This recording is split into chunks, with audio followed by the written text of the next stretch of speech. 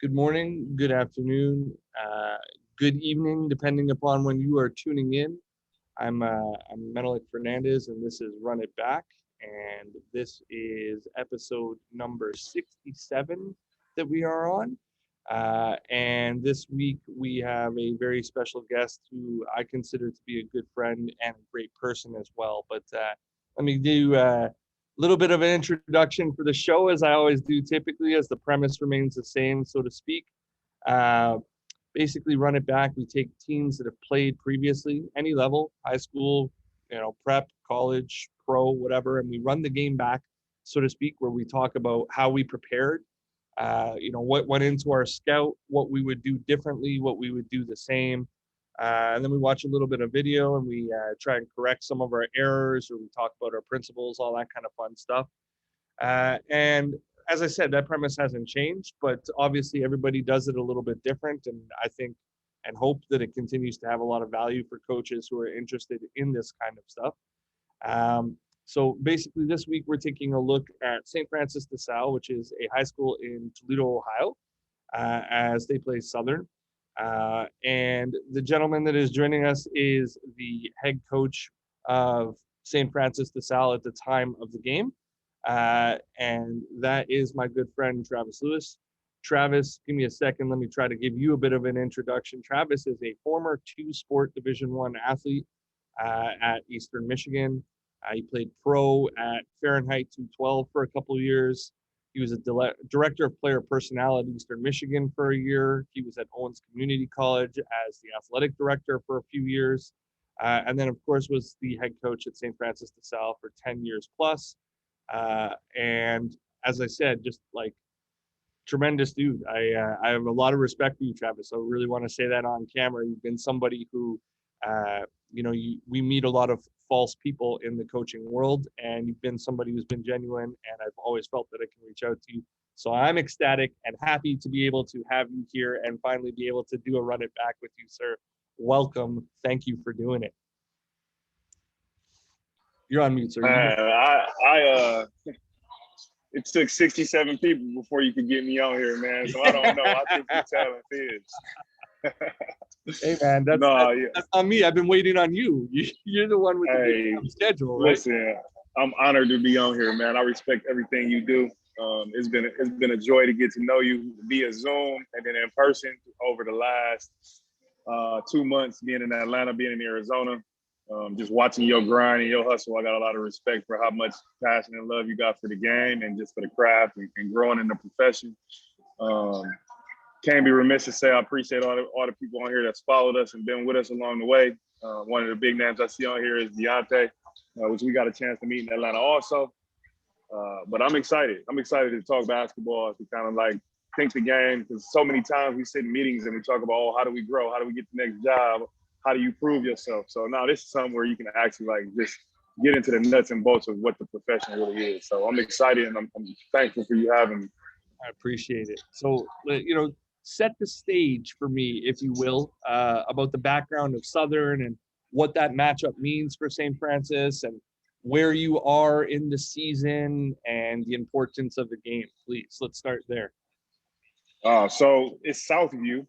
Southview, excuse me, I apologize. Yeah, Savannah Southview. So Savannah Southview, former head coach was Stan Joplin, who was the head coach at the University of Toledo when I played at Eastern Michigan. So I got a lot of respect for them just because I had 2 or 3 years where I got to coach against a guy that's had a job which my desire is to be. Now, he isn't the current head coach there when we play this game, but he's the athletic director and assistant principal, so he has some input, and it always makes it important to beat them, given the fact that I know he has some say-so on what happens or some advice. With Savannah Southview, we were, the year before this, we finished second in our league. We finished second in the area, and we were picked to win the district. And the second round of the playoffs, they knocked us out of the tournament. We were up. We got. Oh, I lost you a little bit, Travis.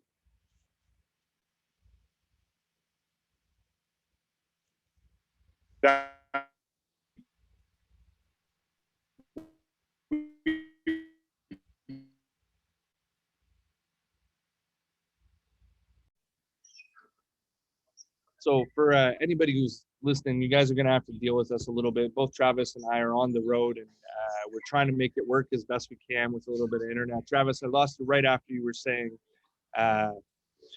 just the importance of him being the athletic director and still having some say in terms of how that weighs in on the importance of winning the game. So please. Yeah, him being there and having some say so kind of solidifies the importance of beating a basketball mind and being strategically ready to go and be ready for changes throughout a game, because he's going to help his coach in ways that other administration wouldn't be able to. So when we played them 2 years prior, we were second in the conference and we were picked to win the district. And we beat them by 30 earlier in the regular season, and they knocked us out of the state tournament. And at the end of the game, they knocked us out of the state tournament at the end of the game. And the following year was like revenge year when we played them. So the game that we're going to see is the second round of the state tournament. The second round of the state tournament. Can you hear me? Yeah, you're good. We got you. Okay. So it's the second round of the state tournament the following year with the exact same team that we had the year prior. So we were excited to kind of get revenge from them knocking us out of the state tournament after we had beat them by 30 the year prior and lost in the state tournament. So. All right. So second round of state tournament, how much time do you have between games? When do you start this scout, and what does that scouting process look like for you at the school that you were at? So for us, it was their first game of the tournament, and it was our second game. And I'm a guy in the state tournament where I don't believe in taking long breaks. I think you got to be able to stay in game shape. So a lot of times you get a rat tail game where the higher seed goes and play the lowest seed of the tournament. Right. And we played that game 2 days prior. But I also thought, well, I knew we were going to win. So we tried to just implement a lot of things that would be important for us to beat Southview. So we had 2 days in actuality, but with me knowing, our guys not knowing, we probably had a week in order to prepare on ways to attack them with their weaknesses. And they had a full week and a game to live scout us before we played them. So you had actually sent me your scout from this game. Is it okay to share that? I didn't hear what you had said in the prep there. That's completely fine. Yeah, that's fine. So I'll throw that up. Maybe give us a little bit of a walkthrough in terms of what you see on there and what you remember from this scout, obviously. So we have a more extensive scout that we do that I give to our coaching staff. Right. But I believe for our players, less is more. Right. There are certain things that we highlight that are important keys for us to win the game. So you may have an 8-man rotation, but there are only 3 at the high school level that's going to hurt you. We got to stop those guys. So those are the guys that we highlight. Southview was a team that everyone on their team was about 6'4", 6'5", and everyone could shoot the 3. So for us, it was important to understand that it didn't matter if we were up by 15. That's still only a 4-possession game when you're dealing with a 3-point shooting team. And if you get a lead, you get a chance to take a lead. They can easily get back into the game with 3 possessions because all of their guys can really shoot the ball. But we had 6'7" and 6'9" on our team where we felt like we could win inside. So for us, it was important to stop the 3-point line offensively, but also attack them inside. Stop the 3-point line defensively and attack them inside offensively. Like it. I like also there's something at the end here that I thought was pretty cool. I mean, you can take us a little bit of a walkthrough through their sets and through the defensive stuff that you guys were going to do. But I like the questioning on this. Could you talk to me a little bit about when you would actually ask these kinds of things, and if there was just feedback when they have things wrong, or if there was any sort of like punishment that would happen, or like how did you get your guys to be involved in the learning process and really demonstrate, and when were you going through it? Well, as coaches, we do a lot of research and a lot of homework. And for us to know the information is relevant. So probably with this group, which we lacked a lot of leadership from a locker room standpoint. Like our guys were really close, but they weren't initiating leaders, right? So I had to implement small things to make sure that we were paying attention to detail. So the night before, I would give out the scouting report, and then we would go over the scouting report the 22 hours before the game. And when we finished that meeting, I would give them the test. I'm sorry, when we walked into that meeting, I would give them the test. So before our 2-hour scouting report, our final meeting, they would take the test on what the scouting report was. We would hand it to the person, 2 people over, they would grade it themselves. Each person out loud would say what the person they graded scored. And everyone aimed to get a 9 or a 10. That's how I knew we were mentally focused and ready to play. And then we would answer any questions, or if there was a common question that came up wrong, and we would address those things when we decided to watch film moving forward. So it ensured for me that 1, they were going over and reading the scouting report, 1 through 15. And then 2, it gave me an idea if there was a common area that everyone didn't understand that I may have been explaining the wrong way. And then 3, it was our exclamation point on if we were focused or not. Because the 10th question of every scouting report was, are we going to win? So guys would always answer yes. So if you're going to say, yeah, we're going to win, you better be ready to play. Right. So like you're speaking it into existence. You better back up what you're saying type deal. So you mentioned that you do a more extensive scout for your coaches, and then you taper it down for your guys. Talk about some of the differences between what you and the coaching staff will put together versus what goes into this. And, talk a little bit about film delivery to your coaches versus to your players, if you don't mind. So as far as a scouting report, my coaches would get that same simple breakdown. They will have another sheet with all the calls that may have been called from the other coach. Because in high school, you can live scout. So I watch film with the volume on so I can see if we can get some calls. And this year was a good year because it was a COVID year. So you heard everything on film because there were no fans. Right. And then when we live scout, we would get film, we would get things as well. So our coaches would have a sheet with all of their calls and the actions connected to their calls, right? So if they ran a sprinter set that was called cat, I write out cat, make it in bold so they notice the call, and then they would get the drawing of it. And then we would also, the night before, ask coaches sit down and go, all right, this is cat. We'll watch 4 clips of cat. And we would watch every call. Whereas with the players, when we watch film, we would watch 5 live minutes, right? So I'd pick the most important 4-minute stretch of a game. It may have been the first quarter, it may have been the third quarter. It is whatever is relevant to what we need to do to win. So for example, Southview is a 3-point shooting team. So if they had a 4-minute stretch where they made 6 threes, we watched that 4-minute stretch so we could see how those threes came. And we would just watch the flow, how fast they get the ball out of bounds, what their transition is like, just so they can see live basketball and not just see the clips. And then after those 4 minutes of live film, we would watch their primary 3 sets, 3 clips of each set, right? So they would watch 3 clips of each screener set. So, Travis, are you using a huddle at your level, or are you just getting stuff and putting it, say, into like iMovie and breaking it down type deal? No, I'm using huddle for everything. And huddle will break down anything you want it to break down. But the way I learn is that I'm a photographic learner. So I never let huddle cut scout films up for me. I would watch every film myself because it gave me an idea as a head coach of when things were coming, what tendencies were, what they may have been doing after a baseline out of bounds, what they may do out of a timeout, what they do after making free throws. And when I consistently see those things or actions or body language of different players or coaches, it just gave me a better chance of having an instinct of what was going to happen. Love it. I coached high school for 2 years myself, nowhere near the experience with it that you had.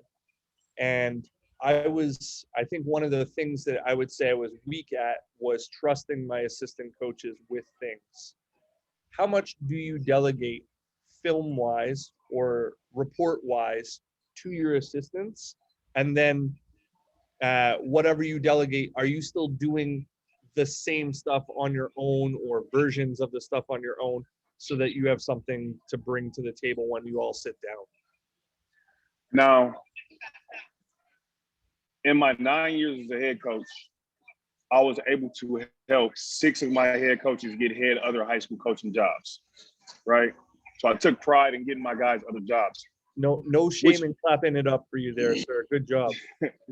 But that made it difficult because roles and responsibilities changed for my assistant coaches each year. Right. So what I learned in about year 4 was that the thing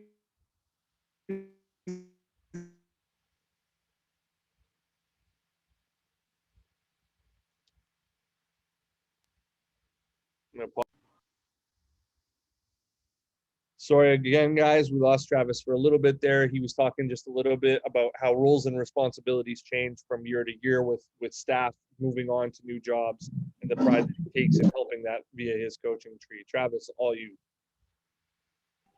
So because I would lose coaches consistently, I would take on the primary role of having a routine where I basically scouted every game alone, right?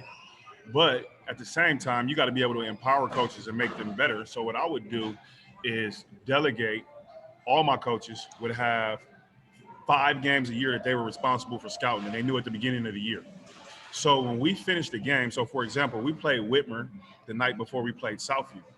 When our Whitmer game is over, whoever had the Southview scout is responsible for giving that to me in the locker room before we get back on the bus or we leave the locker room. So when we finish and we debrief on the game we just played, the coach that had the next scout would give me their scout, because the next morning or that night I'm starting to look ahead at the next game, and it at least gives me a refresher of what's happening and what's important, right? Give them some insight. One of the other things that I would do, so if a coach coached at that school before they came to me, so for example, one of my former coaches, Ramon McBrayer, coached at Toledo Rogers for 5 years before he came to my school. Whenever we played Toledo Rogers, it was his scout. And you're responsible for that scout. So I delegated it that way. Then I also had offensive and defensive coordinators where if I had a guy that was really, really savvy offensively, I had a guy named Storm Stanley that played at St. Francis, Pennsylvania, Division I, and he was a super offensive-minded guy. He was responsible for all of our offensive breakdown and the offensive breakdown of other teams. So if it was something I didn't understand or some tendencies I didn't know or terminology like a blind pig terminology that was being used, he was responsible for like noting those things and bringing it to my attention. And then guys that I didn't think were very strong scouting-wise, I would make them responsible for our players. Right. So one year I had a guy that was my point guard who was just super emotional. I gave him his own coach. So I said, Coach John, you are responsible for point guard 3. I said, PG3 is your responsibility. You're the only person that coaches him. Nobody else said anything to him. You and me. You his head coach, I'm his assistant coach. And it took some of the stress off of me of managing his personality because our personalities didn't match a lot. Like I'm gonna find a way to get through it. I'm gonna run my head through a wall. He kind of would like pout and drop his shoulders. I struggled with that, but he was important to our success. So I think that's fabulous. And I'm sorry to interrupt you, Travis. I definitely want to hear more about it. But like, I do. I mean, you're a strong personality. You're a big guy. You played Division I. You know, you're on video games. You played pro. You can be intimidating to certain players, right? But I like the fact that you understand that different people learn in different ways, and you're willing to use those kinds of tools to be able to help those guys out. Did you find that you had a lot of success in that particular instance with that player, with PG3? Well, I mean, he was 3rd team All-State as a junior, and he was 2nd team All-State as a senior. And he was a guy that I would be in the huddle. So, for example, we got in the huddle one time, and I had a guy that was a Division II recruit that was like 6'6". His dad played at Toledo. He could really shoot the 3. And that year, we struggled to score offensively. And my point guard came in the huddle, and he was like, Coach Lewis, he taking all the shots. So I said, look around. Who else gonna shoot? And he would look at me and he would say, yeah, you're right. It's gonna be him or it's gonna be you. So how we gonna get through this? And the thing that I really learned from them and through that was we always talk about players, but if we can't get players to operate at their highest maximum level or capacity, skill-wise and mentally, then we won't have success. And I feel like if you match personalities well, it's going to put you in the best possible situation to be successful, because you want players to be excited, happy, and eager to get on the court. And if they show up every day frustrated with you, you beating yourself up in a fight, and that's not what we want to do. So I found it to be very successful by managing and establishing different relationships and personalities based off our coach's mindset and our players' mindset. I love it. I think it's an excellent teaching tool. Let's go back to your scout a little bit. Did you have time to do a walkthrough? And if you were doing a walkthrough, what is the weighting? Like, we can take a look and see offensively, like you've got key personnel, you've got some of their sets that they're doing. What is the weighting of importance of personnel versus actions that they run for you in terms of what you want your guys to do defensively? Well,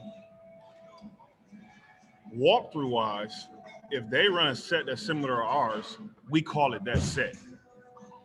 So if we run Michigan and they run their cat call is our Michigan, we walk through it and call it Michigan. And I'll be on the sideline when they get ready to run our set, and I'll yell out, "Hey, Michigan, hey, Michigan, hey, Michigan."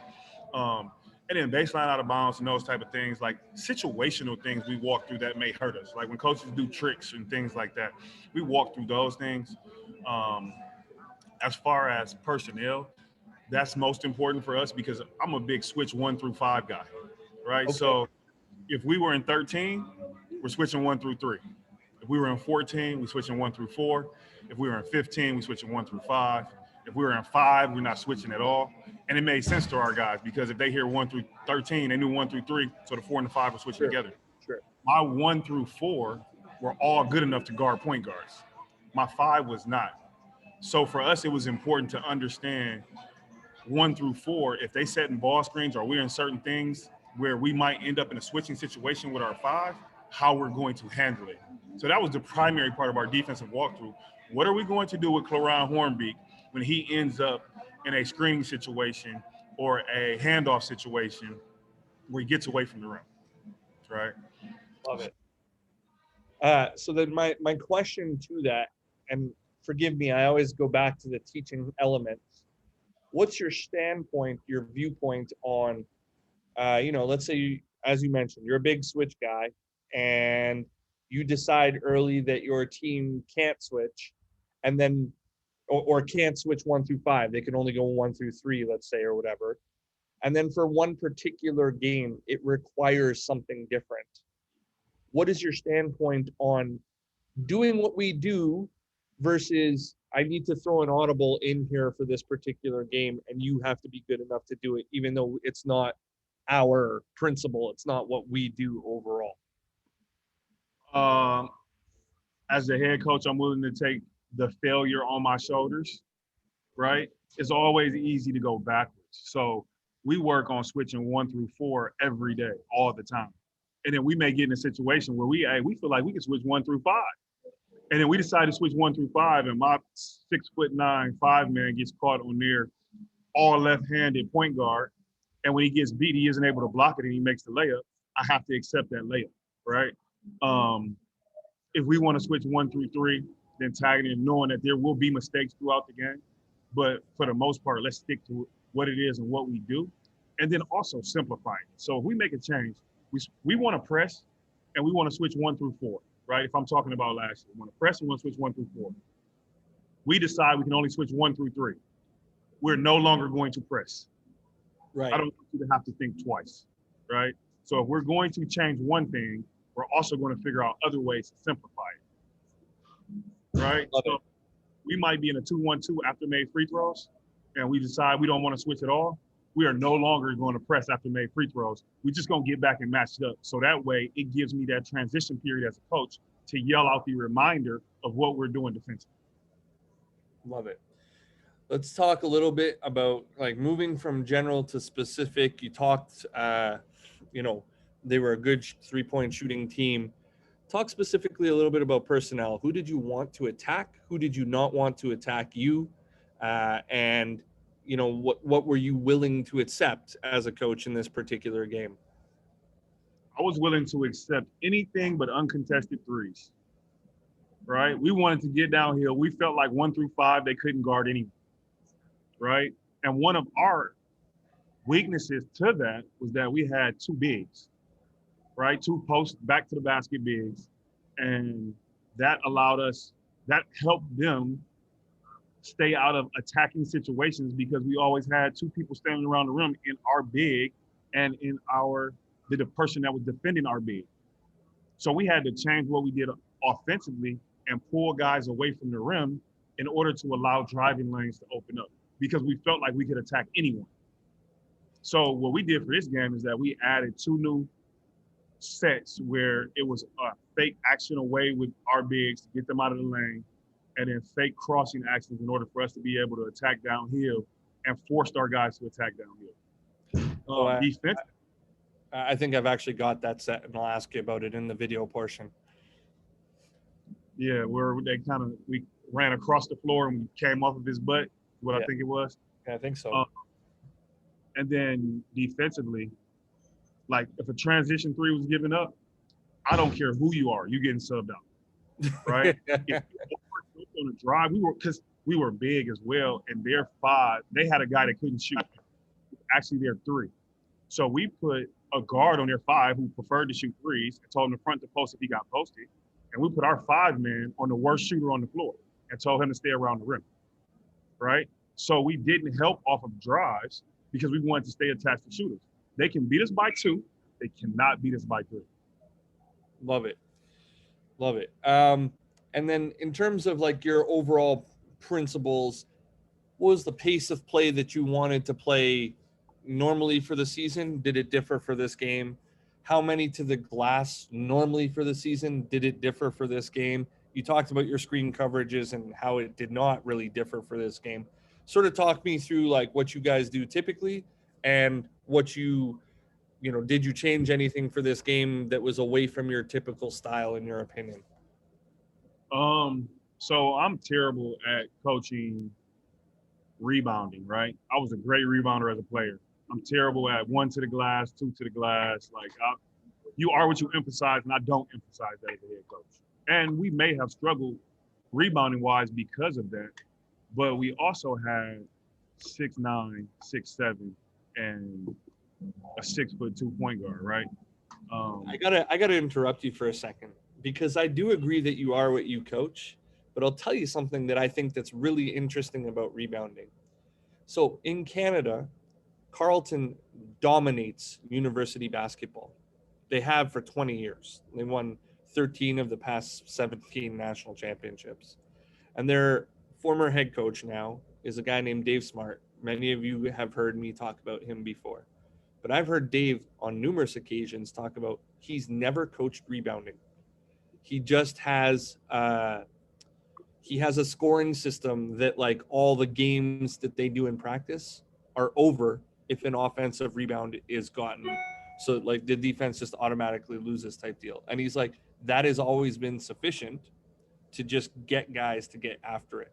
So when you say that it's a shortcoming of yours, I know and respect your ability to self-assess, but I'm going to jump in and say, I think that rebounding has a lot to do with your internal desire to get after it. So sorry to interrupt you, sir. I had the internal desire to get after it, and I took for granted the amount of kids that don't have the internal desire to get after it. I believe, so for us defensively, we were 95% man-to-man, right? We want to get up and zigzag and outwork. So we had a king of the jungle mentality. And even in my family with my kids, like every kid, like my sons, my wife, we all got medallions that are lions, right? We want to be the best in everything we do. We feel like the king of the jungle is a lion because lions travel in a pack. They might not have the best attributes in the jungle, but they travel in a pack, which makes them extremely strong. So we wanted to just wear teams down and be the king of the jungle. Right. And it was 94 feet for 32 minutes. After every made free throw, we zigzagging the point guard, we turning him, and then our bigs were rim protectors. We wanted to keep them inside of the paint as much as possible and allow 5 men to beat us from threes. Now, you can do that at the high school level. At the college level, not so much because it becomes so much of a three-point game. Right. But it's very rare you find 4 or 5 men at the high school level that can just completely knock it down from 3. And when we did, we adjusted and stopped pressing. Love it. We want to break so much. So I'll give you another thing. So with 4 to 5 minutes to go in a game, I no longer press. No matter what, we stop pressing because we don't want to foul. We don't want to give up easy baskets. We want you to earn everything. So we typically will go 3-point line and in and make you earn every basket because you win games in the last 4 minutes. Right? That's when. Did all of your games have a shot clock or not have a shot clock? Like what's the mix in your state in terms of how that works? None of our games have a shot clock. Okay. And When you're good, not pressing. when you're bad, it helps you. And I So played. the reason I ask is in the last 4 minutes, if you're down, I'm assuming there's still pressure, even if it's not pressing. What would that pressure look like for you? Zone type of press. So after made free throws, we'll go 2-1-2. Right. Just 13, 14, 15, our defensive calls become important. So we'll go like a 2-1-2 press because 2-2-1 makes it so easy to get it in the middle of the floor. So we go 3 quarters, 2-1-2 with a guy at half court. We just want to slow you down. Our guys understand that. And then we switch 1 through 5, no matter what, until we get back to our 5-man matching up. Right. Like dead ball situations after free throws. That's the only time we'll press. Right? Because we want to make you think and we want to use the clock. Other than that, you better get your ass back as fast as you can, because if you don't, I'm gonna pull out the rest of the hair I got on my head, and you're not gonna like it. Well, a couple guys that were on this call earlier are making fun of my haircut today, so I think that's just a nice little moment to push that in there. Apparently, I look like the dude from Higher Learning. Oh my God. In terms of what your coaches are keeping track of on the bench, and that's right, Remy. What your coaches are keeping track of on the bench, what you're keeping track of in terms of the box score, how do you make adjustments? What's of importance to you from that stuff? So we got a thing that we call touchdowns. Okay. And that's the primary stats that our coaches keep on the sheet. If we get 4 touchdowns, right, that's 1 touchdown a quarter, then we get our guys ice cream. And you'll be amazed at how many 17 and 18-year-olds just love ice cream. And a touchdown for us is 3 stop and scores in a row. That's a 6-point, basically a 6-0 run, right? So if you get 2 6-0 runs, that gives you a 12-point advantage. It's really, really hard to get 4 touchdowns in the game, right? It's hard to get 2 touchdowns in the game where you get 3 stops and scores in a row. And if for some reason we get a stop and we go down and we make a free throw, that's a stop and a score, right? So we don't zip them from that standpoint. So that's one of the things, because basketball is a game of runs, and we preach basketball is a game of runs. So we track runs, which are stops and scores and touchdowns. How many threes we have taken versus how many twos we have taken, based off the team I had the last 2 years, because I got a guy that just signed, and he's at Kent State now. So we wanted to make sure we were getting him touches and not selling for long shots, which also helped us help our defensive transition, because we wasn't giving up long rebounds if we weren't making shots. Right. So our goal was to have 5 more 2-point attempts than we did 3-point attempts at the end of each half, because we were a 3 or a back to the basket post touch team. Like I kind of took the campy Oakland approach where we don't want to shoot 15-footers. So having a lot of threes weren't a bad thing, but I just didn't want to settle with just chucking threes up. Right. It's an interesting number in terms of the metric of the touchdowns. You said it's difficult to get 4 in a game. Is that the target? Touchdown wise? Yeah. The target was 14. I mean, it was 4. It was 4, right? The target was 4. So that's basically 12 stops and scores in a game. Right. You got to be playing the shittiest team in America to get that. And we've done it, right? But usually in big games, if we can get 2 touchdowns, we have a chance to be up by – our goal is to always be up by 6 with 2 minutes to go. 6 with 2 minutes to go with no shot clock, we win in the game. I'm not losing with 6 points with 2 minutes to go. Love it. Yeah, because I actually heard a really interesting stat in Phoenix. I think it was just before you had got there, but it was the win percentage between Budenholzer and Popovich is only marginally different if the game is within 6 points. Yes. So as a coach, if you can be above 6 points, you significantly increase your ability to win that game percentage wise. So I thought that was a neat one that I had heard. And then from box score, like as a for instance, in this particular game, not a very high scoring game at the half. I believe the score was 18-15. You guys were up at the half. What are you looking at on the box score? And then what are you taking from that to give to your guys? So understand, we got picked to win the league, right? So our first 7 games of the season, I allowed our guys to play way more than I should have, right? I gave them way more credit than what they should have gotten. So by the time we got to the tournament, it was, hey, let's control possessions because we're not making really good decisions offensively, and we're not making shots like we have the ability to make shots. Right. So for us to only have 18 at the half was really good for us because it was like, okay, we're taking shots that we're capable of making, and we're playing a game that I can control more than having our guys, giving our guys the freedom to control as I would have in years past. Right. From a box score perspective, the first thing I look at is how many free throws have we taken and how many free throws have they taken? Because it tells me how aggressive we're being. Right. Are we aggressive or are we settling? Because a lot of times, if you look at how many free throws you've taken, if you haven't taken many, you probably took a lot of threes. And if you've taken a lot of free throws, then you probably got to the basket. And we really wanted to get to the basket and control the game by being in the bonus. I mean, in Ohio, we got not the greatest referees. So a lot of times it's like, man, if we can just get to the line enough, we can steal 6 points from the line. Right. Yeah, I don't think anywhere has the greatest referees. I think it'll be difficult to find a coach that'll say, no, they're the best here for sure. And I have a personal cliche, I guess. I was always a slasher. I was a get to the bucket guy, which a lot of people always found weird because, I'm a lighter guy, and usually lighter guys are better from behind the 3-point line than they are going to the basket.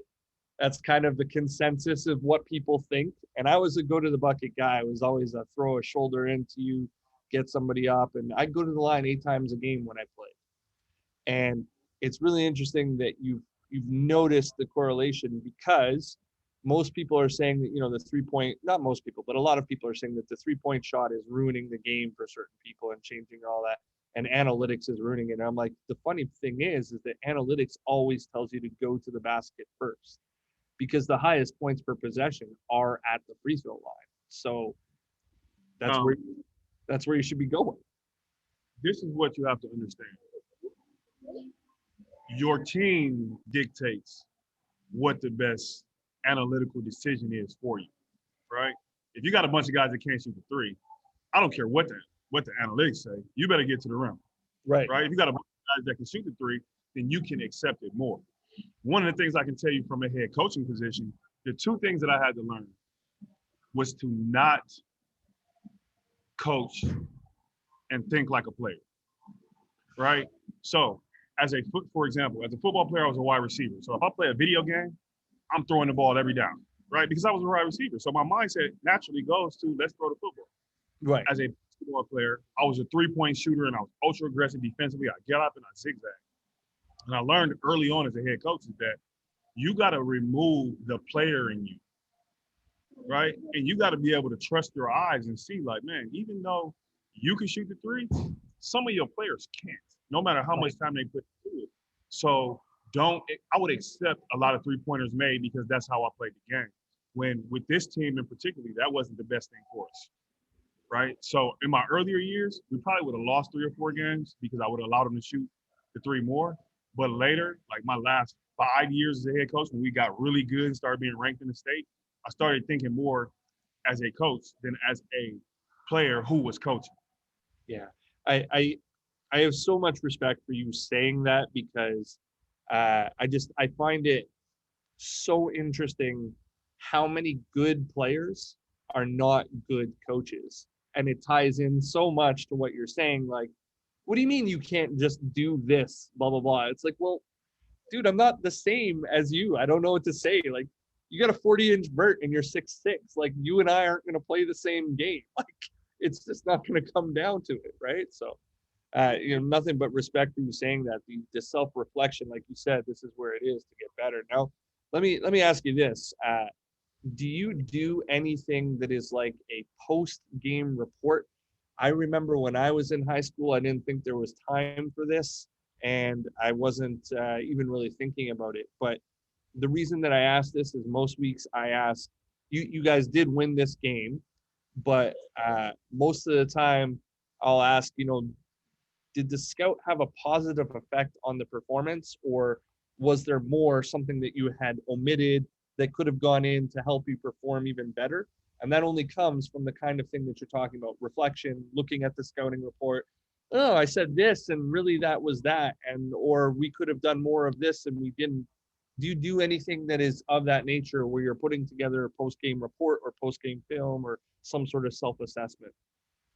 So, one, when you coach at the same place for 9 years, coaches start to learn your tendencies and who you are as a coach, right? I'm not changing who I am as a coach year in and year out. I might tweak some things based off my personnel, but I am who I am, and what I've had success with, I'll continue to do.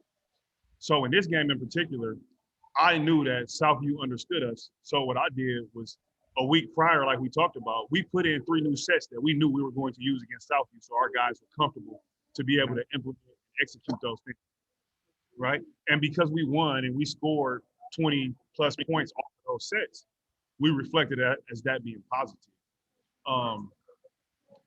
But our is a lot of drinking, right?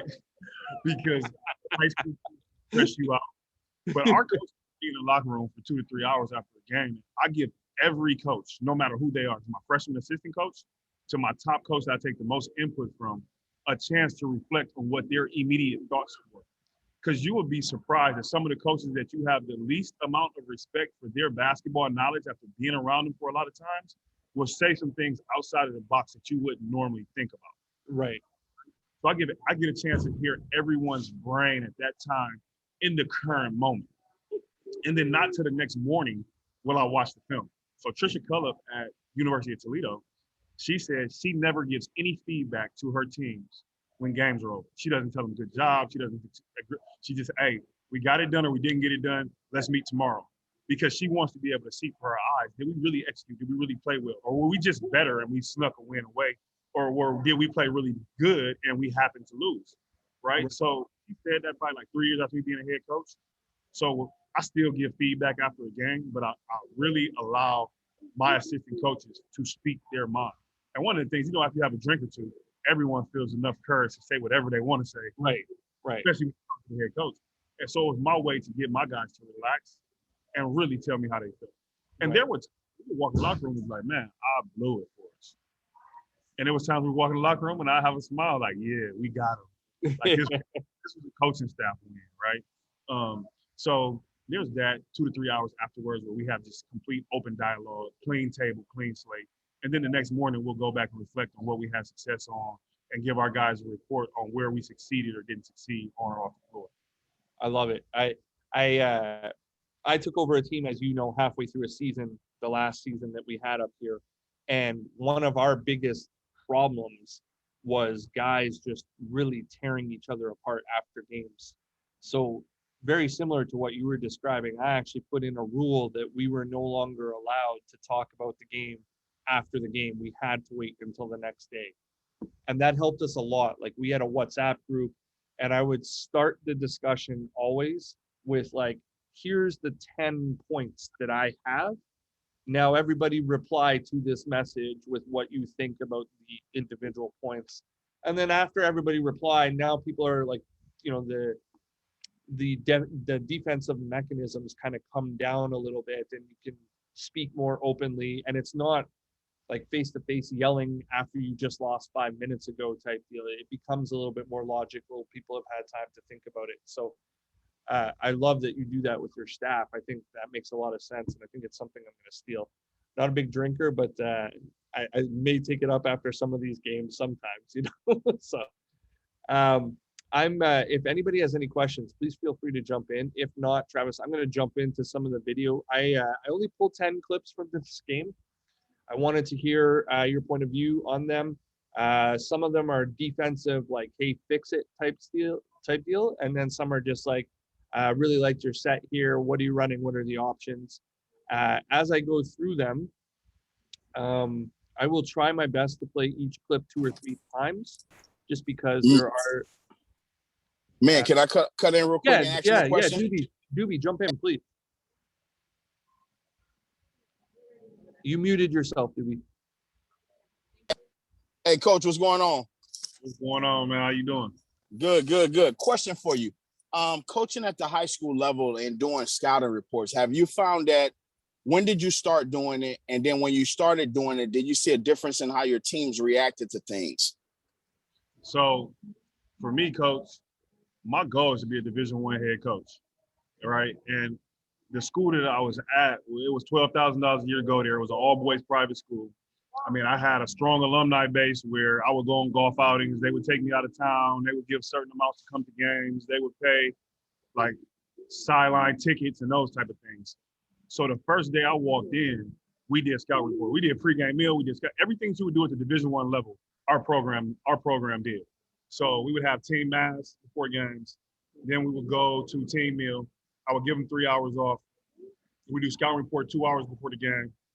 The night before, we would do a walkthrough and some type of things like that. What I really found it to help with, it helped our guys be a lot more locked in to what was strategically necessary for us to win, right? And in this day and age, when I grew up, and I hate, because now I sound really old when I say that, but when I grew up, the coach said jump, you said how high. If he told you to set it down screen, you went set it down screen. Now you have to prove things to guys. So film for me became really important because it certified me as a coach on what was important, right? So from the first day that I walked in and took over as a head coach, we watched him. And my first year, we went 4-20. We did a scouting report before every game. We did a walkthrough before every game. We had pregame meal before every game. And my last year, we picked to win the league. We finished second in our conference. 2 years before I resigned, we was fourth in the state.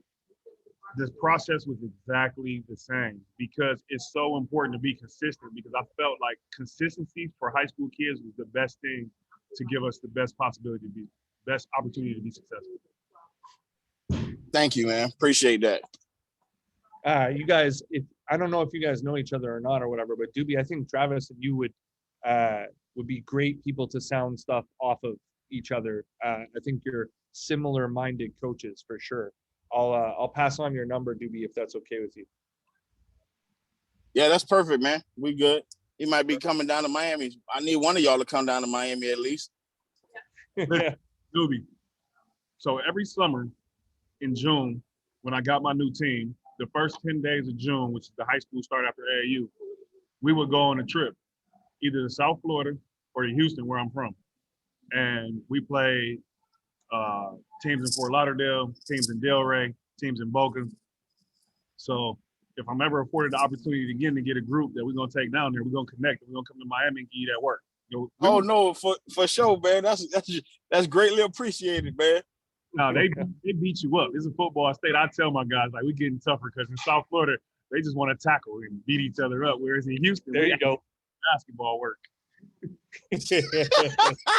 See, I'm gonna agree to disagree. We're starting to we have some talent here, man. We get caught up in people just putting us in a football cluster, man. No, I'm joking. I know that. I love it. So I'm going to jump into some clips, Travis, as I was saying. Unless somebody else has a question, please feel free to jump in at any point. With the clips, I'll try to play them 2 or 3 times, just because people are listening as well as watching. So a lot of people do a podcast or Spotify type deal. Also, I'm going to shamelessly plug. I don't really normally say this, but I mean, if you guys watch on YouTube or Spotify or podcast app, if you're listening on those, please give it a thumbs up type deal. It helps the show, lets me know that you're listening and that there's still value being conveyed for you guys, because I love the guests and I learn a lot from them, but it's always good to hear. So I appreciate it if you do. So Travis, first play of the game. It's just a quick 3 that goes up. So this begs 2 questions for me, for anybody who's listening. There's the jump, the ball goes to the offensive left wing, and number 24 puts it up for the shot. And the 2 questions are, 1, is he conveying what you wanted to convey? Is he going after what you wanted to go after? And then the second question is transition type threes. I ask this all the time. What's your viewpoint on it? Are your guys allowed to shoot them? What does it take to be allowed to shoot them? All of that.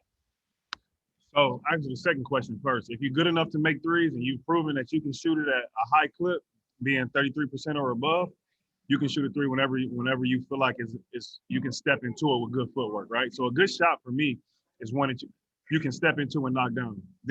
We went through a film session one time where I talked about bad shots coming from my big, where he would get a defensive rebound and have three guys over him and try to go back up for a layup. That's not a good shot. I don't care how close you are to the rim. Right. So good shots are non-contested shots. Now, number 24, who was going to Shawnee State, with Shawnee State won a national championship at the NAIA level this year, was first team all conference 2 years in a row. And this year, the second game of the season, he had a high ankle sprain.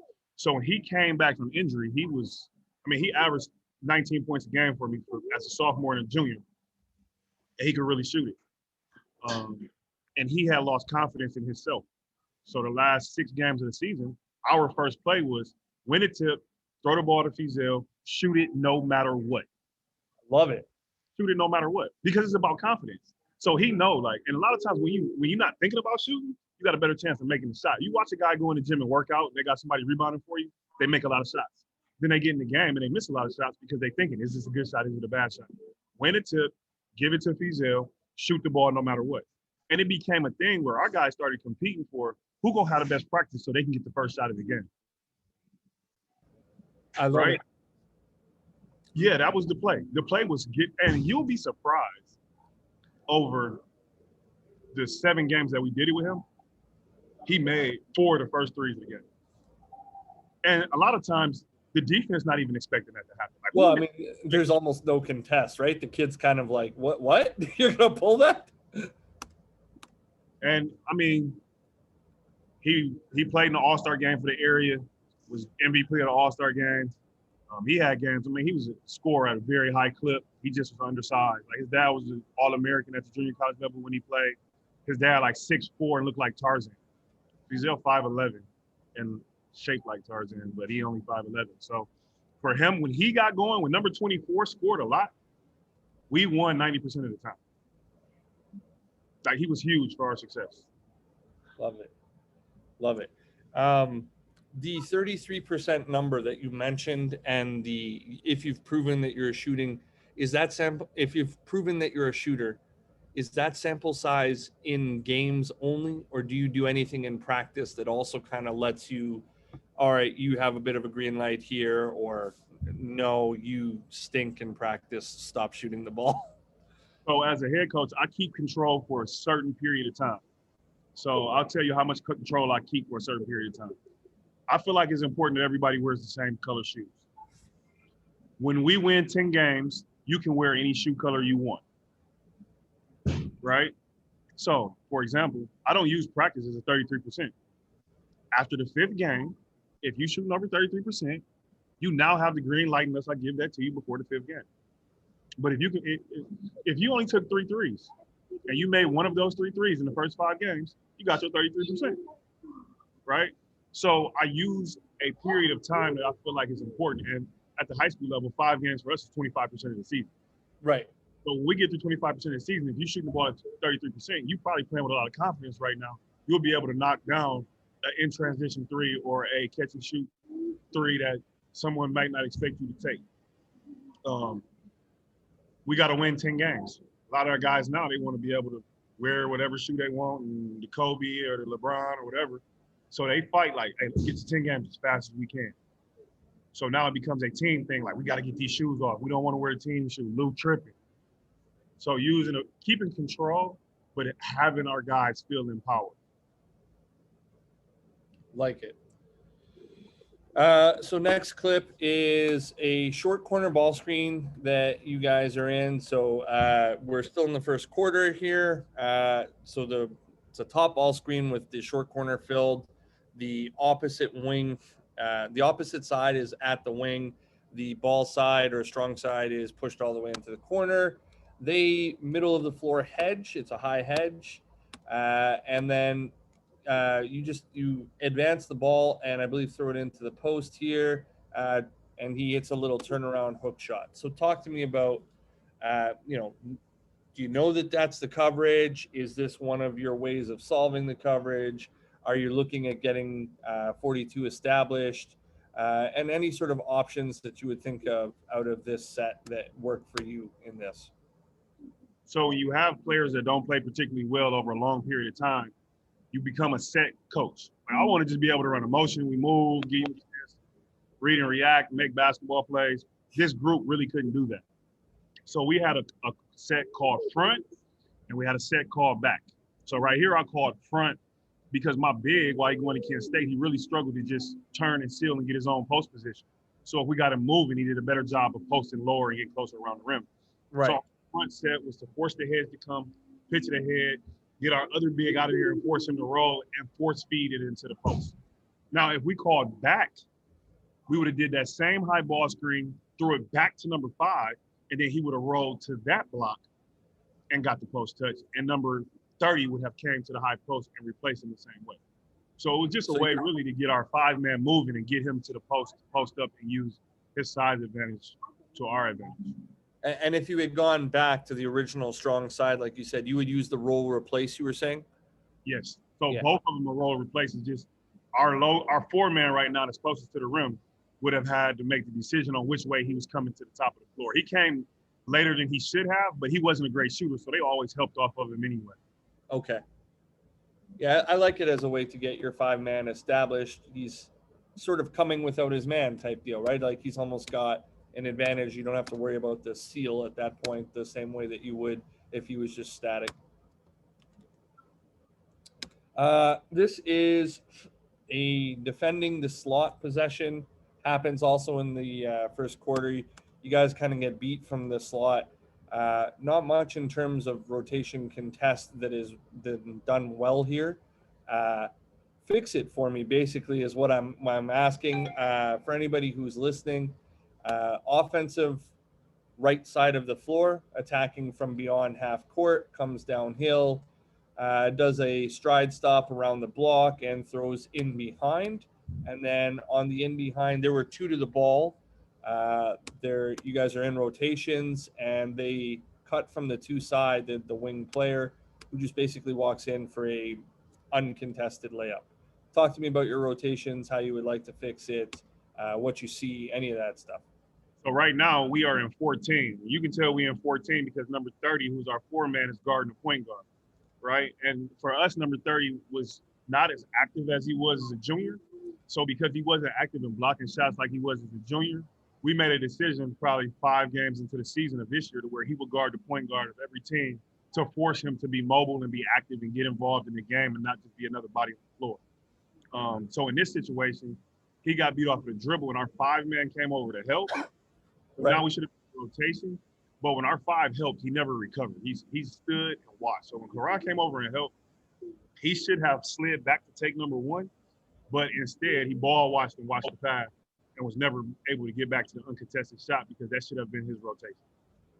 So when they cut the 45, would you always like to recover the 5 to that player, or is there ever an instance where number 5 would move up the floor and 42 would be your low man again guarding the corner? No, so we always help outside of the lane. We got a 3-on-3 drill that we do where if you're at the rim, you help outside of the lane and everybody else turns in to help the situation. Okay. Like it. So we use the block. It's kind of like the NBA charge circle. Right? And that weak side, you got to come all the way outside of the lane. And then 5 and 3 are responsible for taking the 2 that we call it 2 per guy. So you 2 in this situation, these 2 would have had to guard 3. Right. 3 went where he went. 5 should have went to 1, and then 42 should have went back to the rim and took whoever was closest to the rim, but he didn't. Love it. Next clip, we got, I believe it's another defending one. So I'm just, my notes are beyond the initial actions, talk about the principles you use, how do you keep your guys focused deep into the possession. So for anybody who's listening, this is a not shot clock possession that is pretty long. So they start dribbling towards the left slot. They try to get organized. It looks like they set up a box set and don't really get anything out of it. Dribble to the left wing.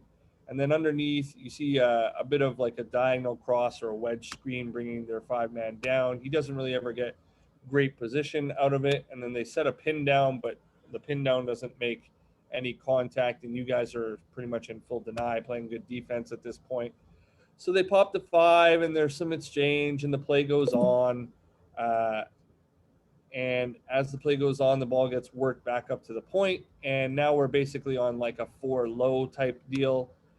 And we're still playing. This is the same set. We're 25 seconds in at this point. And there's penetration to the rim and just basically a borderline remarkable shot that's contested. But, talk to me about guys keeping their focus this deep in possession and what you see overall. I'm sorry, Travis, I know it's a long clip, but what you see overall in terms of your principles and how your guys played it. So Southview didn't really run a lot of sets, right? They only had like 4 sets that they ran. So when they got set up in their box set, if you could turn the volume on, you hear me calling it out, you hear my staff calling it out because we were aware of what the set actually was. Right. When you go to us defending the initial set, I thought we did a great job, with the exception of the only junior I had on the floor turning his back to the ball and not being able to see both. As far as them contesting it and playing along, I mean, a lot of times if you watch us play, I'm just yelling work the whole possession, the entire game. I'm just as sweaty as our guys. So I'm just forcing us to stay focused. This year was difficult because there was no one in the stands. So I constantly told our guys throughout every game, don't get bored, don't get bored, don't get bored. So this just, to me, would be a leadership type role of, hey, guys on the floor just being disciplined and fighting through. And then us just sticking to the principles of working the entire possession. And if we're going to lose off those shots, we should lose. All right. I agree. I mean, that's a hard shot to make at the end of the day. The turning around part, was that on the wedge to like right here, number 3 is what you're talking about?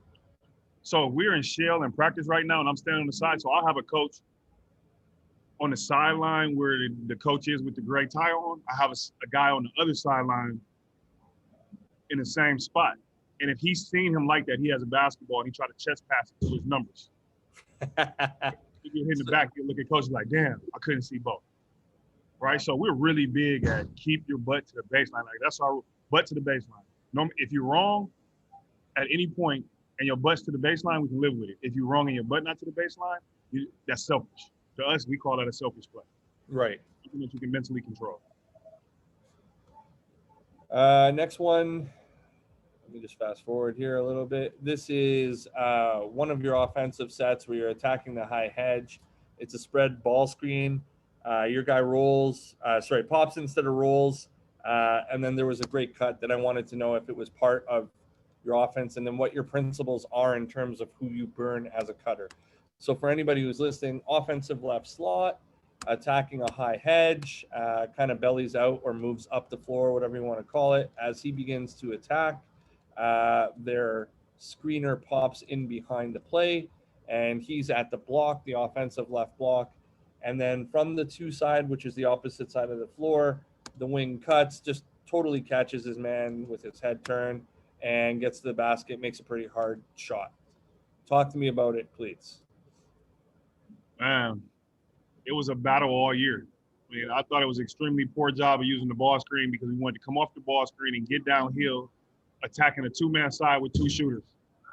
He didn't do our principles of coming 2 hard dribbles off of the ball screen, which got in the way of the pop for number 22, the ball screen. He was supposed to pick and pop, but when he rejected it, he had to just find a way to get out of the way. And 24 made a play and cut to the rim. Like, we got lucky right here. It's just a good basketball play by number 24 because it was not what we had planned on doing. It was way too much dribbling. And sometimes you get lucky. I guess that would make it 0-0 from the touch. I like it. So number 24 is cut. You don't have any sort of principles in terms of cutting from the 2 side. You just let your guy read and react, basically. Correct. Yeah, love it. Love it. Next clip. I've got defending their box sets. So they're set up in a box set. The ball's in the center of the floor. There's a cross screen from the low man on the offensive left side. It gets all the way to the box and just makes a contested double pump up and under. Talk to me about like where you should help from, ideally for you with your principles, and how would you be correcting this in a game? Is it a yelling and screaming thing? Is it a can't fix it right now type deal? Because they did run this set a couple more times, and I did see that like you fixed it. So what was the feedback? Oh man, so number 10 should be the helper, right? And then because with this personnel on the floor that we have, you see my 6'9" guys out of the game. We're in 15 where we're switching everything. So number 10 should have been on the midline, head on the rim, butt to the baseline. And then if for some reason they switched, he would have switched to number 5 that's at the elbow above him. But he's coming outside of the lane in order to help number 30. Right? Okay. So number 10 down at the block on the will be my right block, should have been the help guy. And then using his eyes to switch if they pop through a close the gate type of action. He's going like that, basically, is what you're saying. He's going like that to help outside. He needs to be all the way out there type deal. Correct. And then 30 do a better job of not getting beat to the rim. Stay down and block a shot. I mean, he led the league as a junior. He had like 54 block shots as a junior, and he did not have the same production as a senior. This kind of brush touch screen up top here, would you switch that if you're in 15, 14, 13, depending on the personnel? What's sort of your philosophy on no screen, no scheme, or just a touch screen? What are you telling your guys against that? If our players cannot touch each other, they cannot switch. So because 30 and 24 can't touch each other to give a good handoff, he got to fight to get through that, and 24 got to stay attached. Love it. Okay, so this was one of your sets that I really liked. Sorry, give me 1 second. Somebody's trying to get in the room. And let me just back it up there. Apologies, everybody. So attacking a play I like. I asked in my notes just, what are some of the options? Interesting that it's called late in the set in terms of the action that you get to, and can you use this set to attack with various players? So for anybody who's listening, they throw the ball into the offensive left block, throw it back out, work it around the floor, try to get it in on the other side, and then swing. So we're back to the first side. We've gotten 3 sides. We've established nothing. The ball goes to the center of the floor, and we set up in this box set. And if I'm not mistaken, Travis, I think this is sort of the action you were talking about in the beginning of the show, where we were talking about getting downhill and running it. So we're pretty deep in a shot clock, if there was one, where we're actually getting to the action. But for anybody who's listening, this box set, everybody who's on the offensive right side of the floor just basically clears out. It looks like an elevator screen almost for both players. And then, one person going through, one person going over top. And then your guard just gets downhill, gets to a strong hand, and makes a great finish, minimally contested. So talk to me about this set. Talk to me about calling a play deep in the set. And like I said, will you run this action with various players, or is it only 1 or 2 guys that you're trying to get established? We can run it with various players based off if we have a guy that's on the floor that's a super bad defender. And we kind of just put it in because we felt after watching film on Southview that they do a bad job at help side and they chase. So we have a baseline of bounce that's pretty much the same, and we just call it the same thing, called it spread, run away, and then it forces you to get downhill. One of the things I begged my point guard to do all year. So if you don't know, that's Deshaun Kaiser's little brother. So Deshaun Kaiser was the quarterback for the Cleveland Browns, played at Notre Dame, was a top 10 draft pick. And David had a lot of his same attributes from a size standpoint. So I'm like, David, get downhill, be aggressive. So we put it in, and I told him whenever we call it, he has to go right or he has to come out. Right? And just put it in strong hand and made him go, because I felt like no guard on their team could guard him.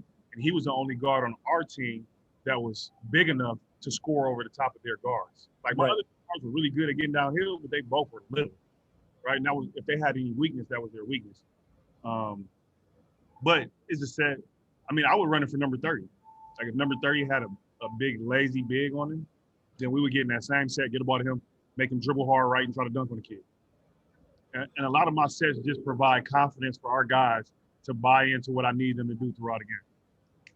Well, I love this clear out. So am I correct in saying that basically if he's not athletic enough to go by, get over the top, if he's got to, pull under or pull back, then you're going to have a legitimate conversation with him about his athleticism, and he might have to come sit down next to you.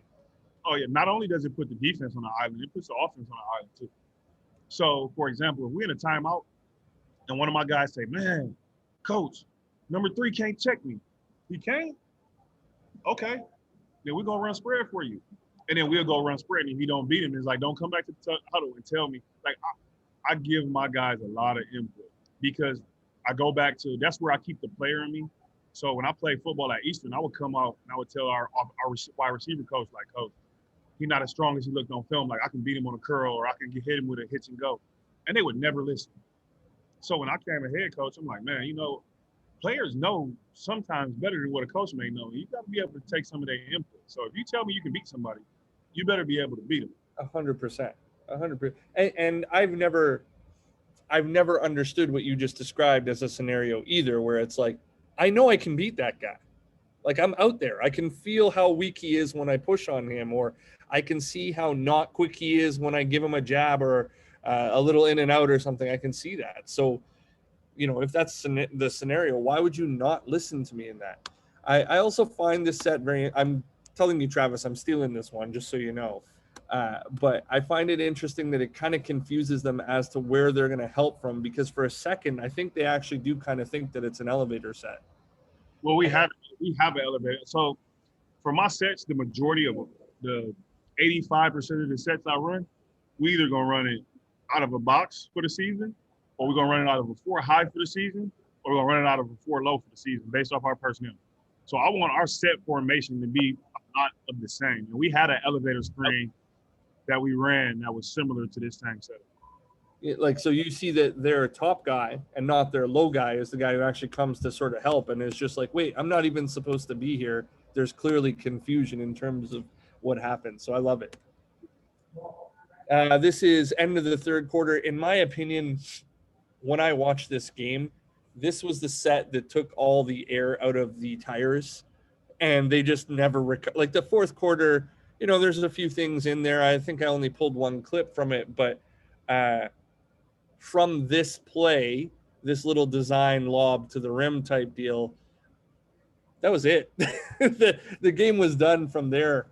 This is end of the third quarter.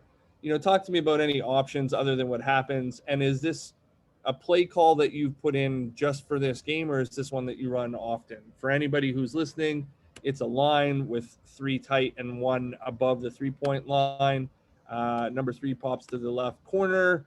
And then as the ball gets put in, your 5-man just backs straight up down the lane line. And then as he comes back, almost sets sort of like a brush screen for the gentleman who went to the strong side corner, who is most likely your athletic player, your most athletic player, or one of your most athletic players, I'm going to assume. And he goes and gets it and just kind of makes a hard layup over top of the guy, the X5, who didn't know what was going on, doesn't realize what he got hit with. Talk to me about it. So we really got lucky because number 30 was supposed to be the kid that was getting lobbed for a dunk, right? Super, super athletic. So they adjusted really well in the fact that they still knew what was going on in all the positions and ran the right play. So 30 really should have ran over to the right far corner in that position. And then 42, we had another set where we would throw it to him right by the rim and he would turn and shoot a jump hook. But it was a fake action to set the back screen for the lob. And I mean, 3 was able to execute it, but it should have been a dunk if the right person would have been in the position. Right.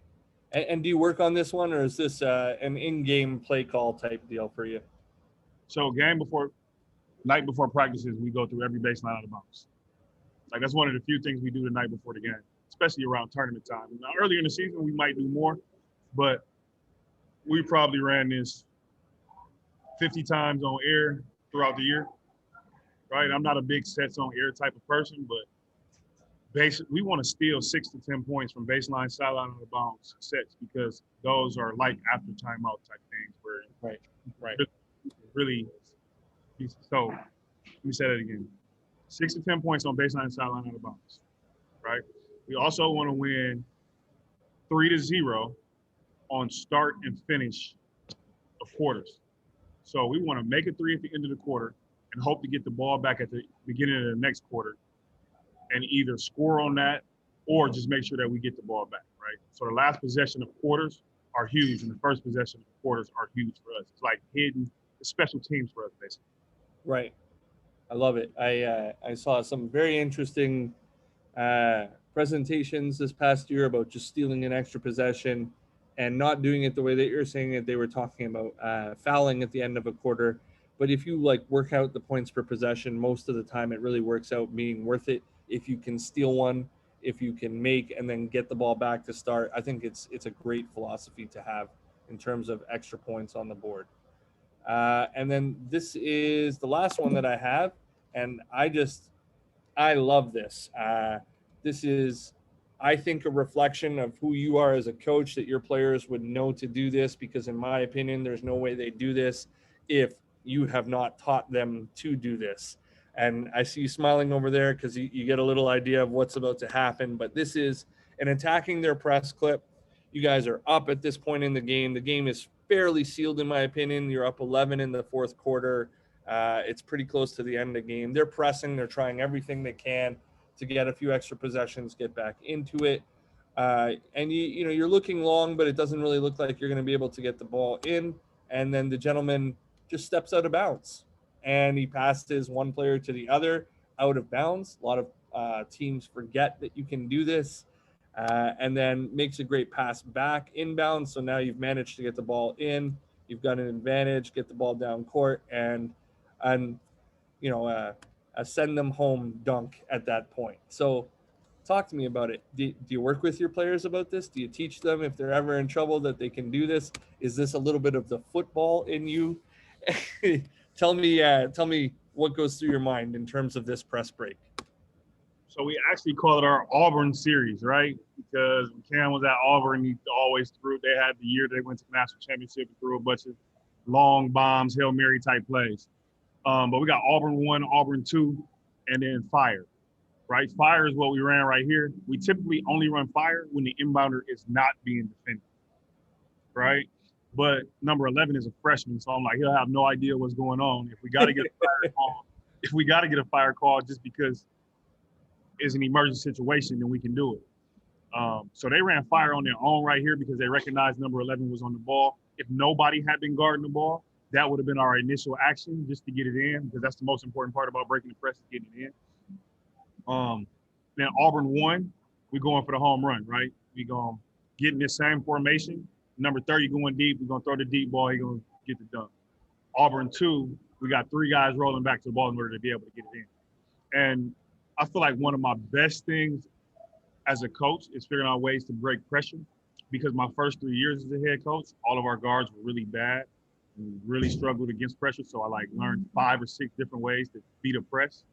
Right. So this is just accumulation of the things that I learned over my 9-year stint as a head coach, and just having different ways to beat presses. You'll be amazed at how many times coaches call a timeout so they can get in a great press, and then we beat them in one of these 3 ways, and I look down at them on the sideline and they just shake their head. So it's definitely something that we work on 1 or 2 times a week. I love it. If anybody has any questions, please feel free to jump in terms of actions that we looked at, etc. Travis, I don't have anything more. Congratulations on the win. Congrats on a good season. And sir, I know that we said what we all have to say at the beginning, etc. But genuinely, I don't know if you remember, but you're wearing the Rising Coaches shirt, and we've met through Rising Coaches initially. But when I did my member spotlight when I was relatively new, you said some pretty kind stuff that you were willing to speak on my behalf. And from then, I've always been like, wow, man, I just got tremendous respect for a guy to be able to go out of his way when he was only getting to know me and recognize that like I'm somebody who's trying to work hard at this the same way that he is. So, nothing but good things to say. Anybody who's listening, Travis is the guy. He really is, in my opinion. Thank you for sitting down with me. Thank you for sharing. I hope, it had some value to you to be able to listen in. And for any of the coaches that are listening, thank you. Nothing but respect for you guys. And for the coaches that jumped on today, appreciate you. Sir, that's it. Thank you. Hey, listen, don't cut your first foot. I don't know if you guys know mentally, but we went to Arizona for the Rising Coaches Clinic when they had their first in-person. And this guy flew home back to Canada and landed in Buffalo and walked across the bridge in order to get back to Canada and was willing to take the ticket. Then 3 weeks later, he flew to Atlanta, flew back to Buffalo, and walked across the bridge again in the middle of the night. So when you talk about guys who are just willing to put it all on the line, have a strong passion for the game, and are willing to sacrifice things, like this dude, I asked him, like, how was it to walk across the bridge? He said, I didn't know it was that far. Right? It's long. It really is. I was like, man. That so they can be a part of the Rising Coaches community and have a way to get into college coaching. And I know, man, for a fact, your day is coming, and when it comes, you're gonna do nothing but excel. So I'm just grateful for our relationship, grateful for you allowing me to be on your show, and all the help you've given me over the last 18 months. No, man, I appreciate you. Thank you, everybody. I'm going to stop the recording. Travis, I know you're on the road, but feel free to hang out for a couple minutes and just sort of shoot the shit a little bit as to what's going on. And, thank you, everybody. Appreciate it. Jane might have a question, too. I don't know if you did or not. He unmuted a couple times. Yeah, Doobie, did you have a question? I saw you unmute there as well. Sorry. No, I was telling Trav I was about to text him. Men had sent me your number, so look out for it. Shoot me back all your info. Definitely. I'm gonna hit you right back. So all right. I'll see you guys next week on Run It Back. Appreciate you.